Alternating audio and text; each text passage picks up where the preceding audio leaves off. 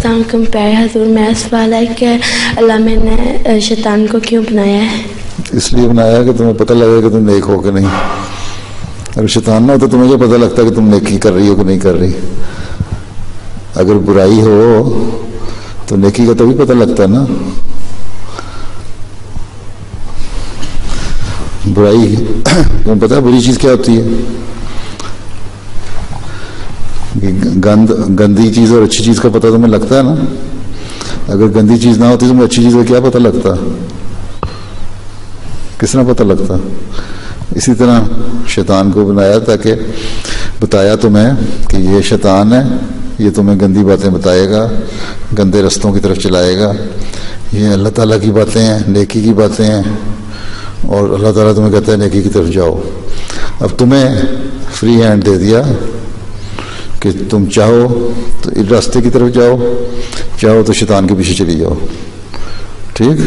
اور اگر شیطان کے پیچھے جاؤ گی تو پھر سزا ملے گی مرنے کے بعد. اور بعض دفعہ اسی دنیا میں بھی آدمی سزا لے لیتا ہے.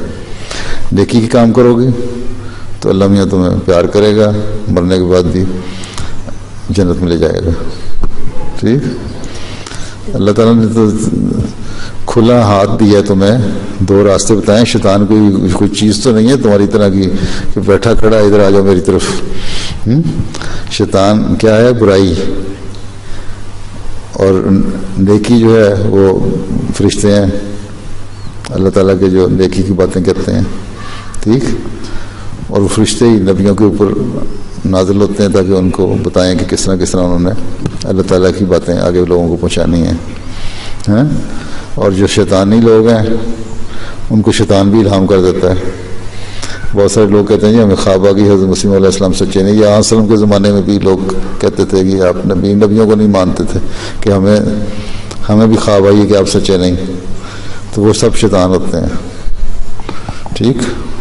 جزاک اللہ.